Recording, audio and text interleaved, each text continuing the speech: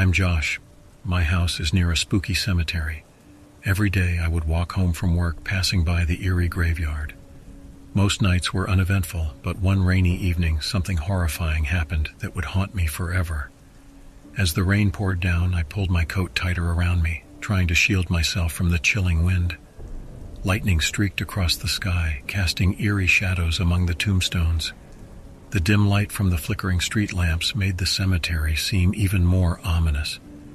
Despite the unsettling atmosphere, I continued walking, hoping to reach the comfort of my home soon. As I neared the entrance of the cemetery, I saw a figure standing among the graves. My heart skipped a beat and my mind raced with fear. Who could be out here on such a stormy night? I tried to ignore the unsettling sight, convincing myself that it was just a caretaker or someone paying respects to a loved one. However, as I got closer, I noticed that the figure was wearing tattered, old-fashioned clothing, and it didn't seem to be moving. Curiosity mingled with dread. I hesitated but couldn't resist investigating further. I cautiously approached the eerie figure, and as I got closer, I noticed that its face was obscured by a long, matted mane of hair. The figure appeared to be a woman, but something was terribly wrong. Her skin was pale and rotting, and a foul stench filled the air. My heart pounded and I felt a chill run down my spine. I wanted to turn and run, but something inexplicable compelled me to stay. The woman turned her head slowly, revealing hollow eye sockets that seemed to pierce through my soul. "Who are you?" I managed to choke out, my voice trembling. No response. Only a low, haunting moan emanated from her decaying lips. Fear paralyzed me, but I couldn't tear my gaze away from the horrifying sight before me. Suddenly, the woman started to move towards me, her disjointed limbs creaking with each step. Panic consumed me, and I stumbled backward, trying to escape. The rain intensified, making the ground muddy and slippery. I struggled to regain my balance as I continued to retreat. But the woman was relentless. She kept coming, her relentless advance never slowing. It was as if she were drawn to me, as if she wanted something from me. My mind raced for a way to escape, but the cemetery seemed to stretch on forever, trapping me within its cold embrace. In my desperate attempt to flee, I tripped and fell, my hands landing in the mud. As I scrambled to get up, I felt her icy grip on my ankle, sending shivers up my spine. Her grip tightened, and I could feel her pulling me closer. Terrified, I kicked and screamed, trying to break free. The rain soaked through my clothes, and the ground beneath me turned to a muddy abyss. The woman's decayed face came closer, and I could see the hunger in her empty eye sockets. In a last burst of adrenaline, I managed to break free from her grasp. I ran as fast as I could, the sound of my own heartbeat drowning out the rain. I didn't stop until I reached the safety of my home.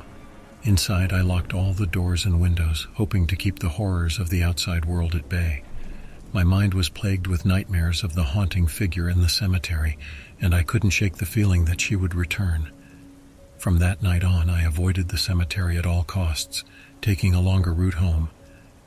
But the memory of that night stayed with me, a constant reminder of the terror that lurked just beyond my doorstep. I often wondered what the woman in the cemetery wanted from me, and if she was a vengeful spirit or a lost soul seeking peace. But I knew one thing for sure. I would never forget the horrors of that rainy night and the spine-chilling encounter that changed my life forever.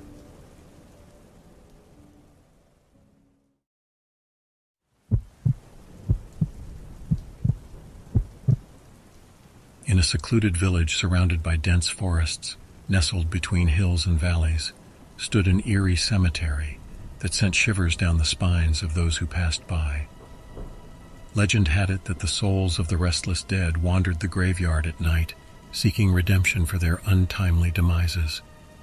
And looming just beyond the cemetery's rusted iron gates was an old woman named Agatha, whose withered presence only added to the sinister reputation of the place.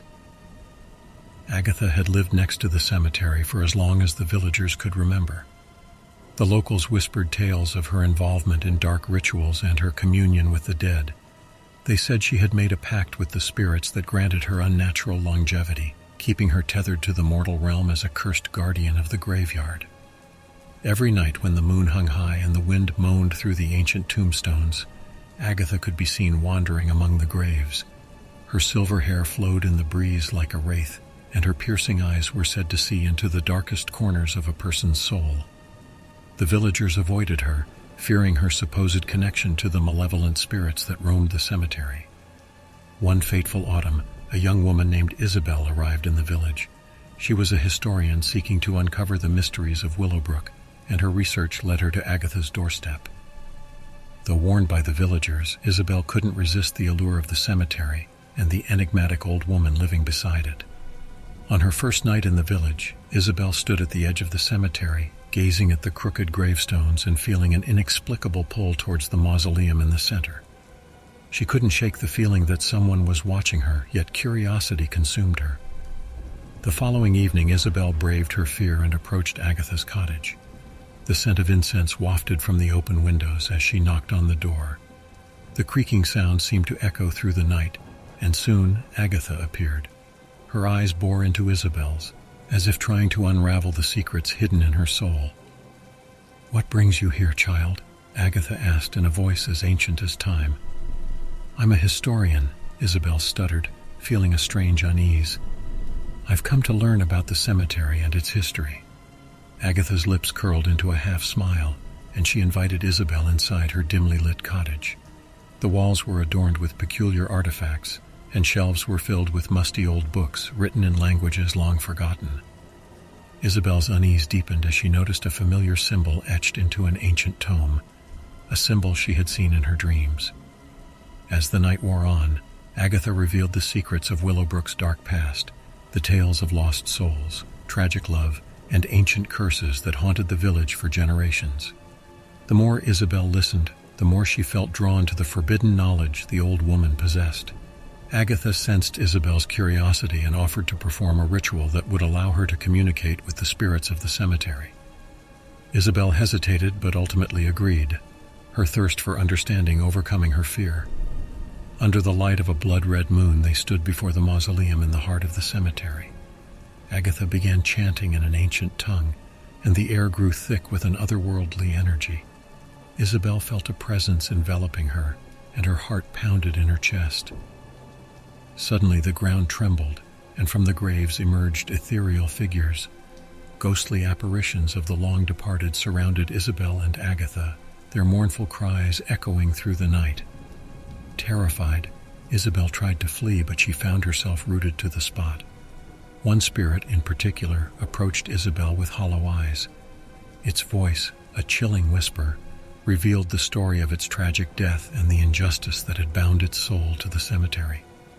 Isabel's heart ached with sorrow as she realized the weight of the restless soul's pain. In that moment of connection with the spirits, Isabel understood Agatha's burden. The old woman had not sought dark power, but had instead taken on the role of a reluctant guardian, trapped between worlds to ease the suffering of the dead. With newfound empathy, Isabel vowed to help the tormented souls find peace. Together with Agatha, she embarked on a journey to uncover the truth behind the curses that haunted the cemetery and the village. They deciphered the ancient texts, unearthing the origins of the malevolent spirits and the ancient pact that kept Agatha bound to the graveyard. As they delved deeper, dark forces within the village resisted their efforts. The night grew colder, and the shadows seemed to move with a life of their own. The villagers, who once feared Agatha, now feared Isabel as well. In a climactic confrontation, Isabel and Agatha faced the malevolent spirit that had orchestrated the curse. With courage and determination, they broke the chains that bound the old woman to the cemetery, freeing her from her centuries-old pact. In the process, the malevolent spirit was banished, and the restless souls found peace at last. As the dawn broke, Isabel bid farewell to Agatha, now released from her burden but still ancient and weary. The village would remember her as the mysterious old woman, but Isabel knew the truth. The tale of a cursed guardian who found redemption in helping others find theirs. Years later, Isabel returned to Willowbrook, but the village had changed. The cemetery no longer bore the aura of terror, and the old woman's cottage stood empty, her presence a mere memory in the minds of the villagers. From that day on, the legend of Agatha and the cemetery became a cautionary tale, reminding those who passed through Willowbrook to tread lightly in the presence of the past, for some secrets were best left undisturbed. And the shadows of Willowbrook whispered a silent thank you to the young historian who had brought peace to the restless souls and granted an old woman her freedom.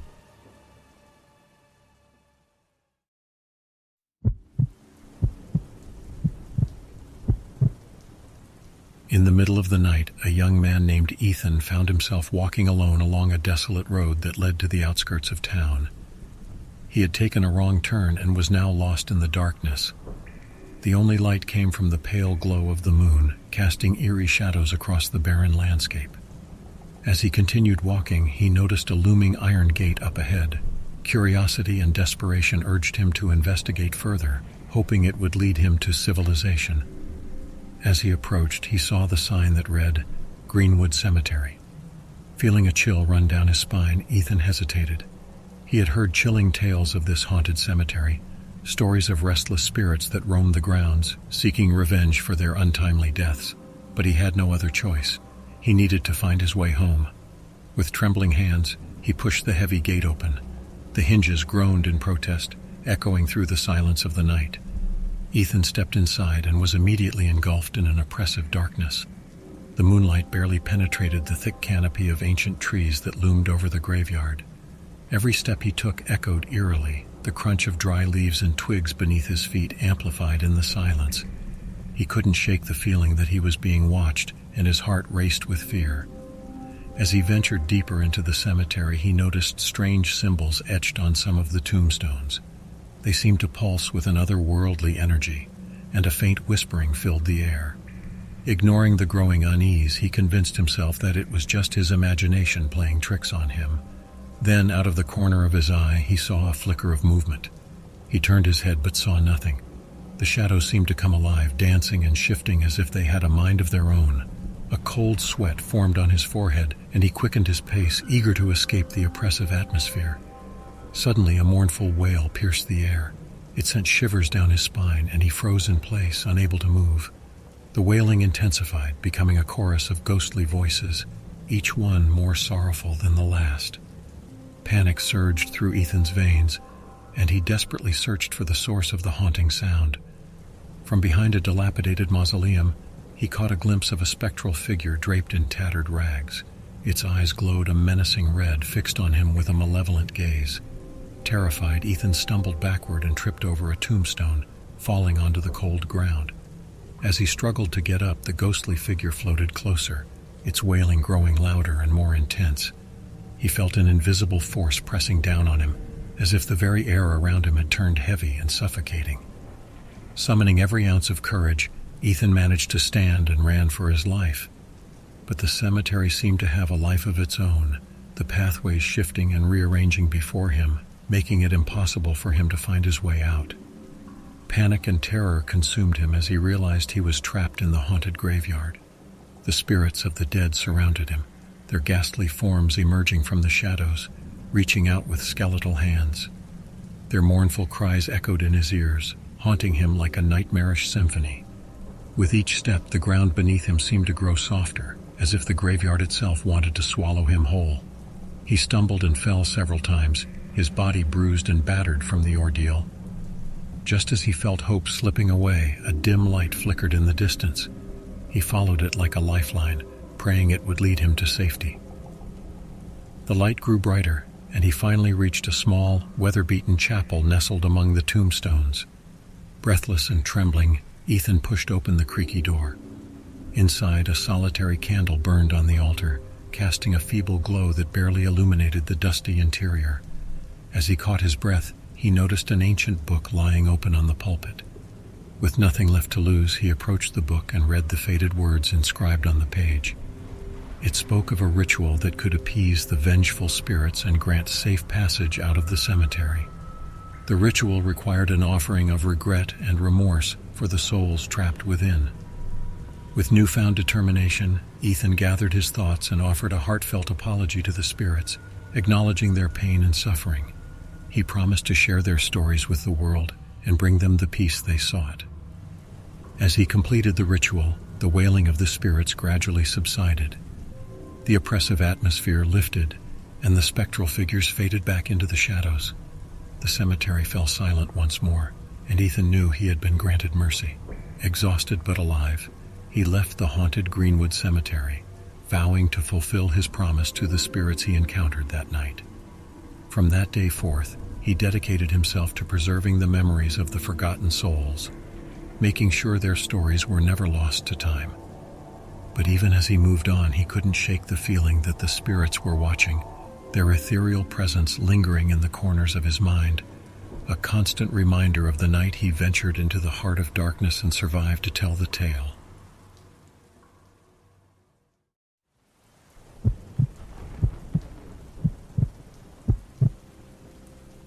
Noah and Matteo had always been inseparable best friends, known for their wild adventures and daring escapades.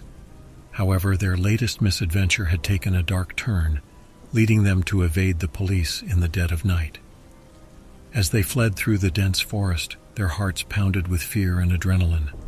With the police hot on their trail, they stumbled upon an old and eerie cemetery shrouded in mist. Panting and exhausted, they decided it was their best chance to hide from the authorities. Little did they know that their night was about to take a horrifying turn. The cemetery was unlike any they had seen before. Dilapidated tombstones leaned haphazardly, surrounded by gnarled trees casting eerie shadows in the moonlight.